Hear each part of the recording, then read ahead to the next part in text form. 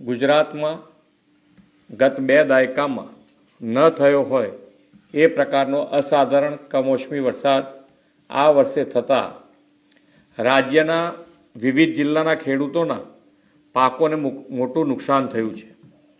આ સંદર્ભે મેં તથા મારા સાથી મંત્રીઓએ જુદા જુદા જિલ્લાઓમાં જઈને અસરગ્રસ્ત ખેડૂતોની સાથે પ્રત્યક્ષ વાતચીત કરીને તેમની સ્થિતિ જાણી હતી।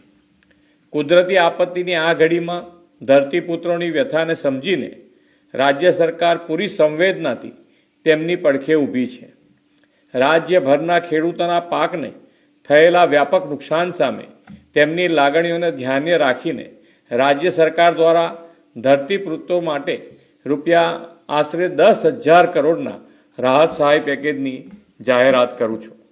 આ ઉપરાંત રાજ્ય સરકાર 9 નવેમ્બરથી ખેડૂતો પાસેથી ટેકાના ભાવે આશરે 15,000 કરોડથી વધુના મૂલ્યોની મગફળી, મગ, અડદ અને સોયાબીનની ખરીદી પણ કરવા જઈ રહી છે। અન્નદાતાઓની આર્થિક સુખાકારીની ચિંતા પોતાના માથે લઈને રાજ્ય સરકાર તેમની સહાયતા માટે હંમેશા પ્રતિબદ્ધ હતી, છે અને રહેશે તેવો વિશ્વાસ આપું છું।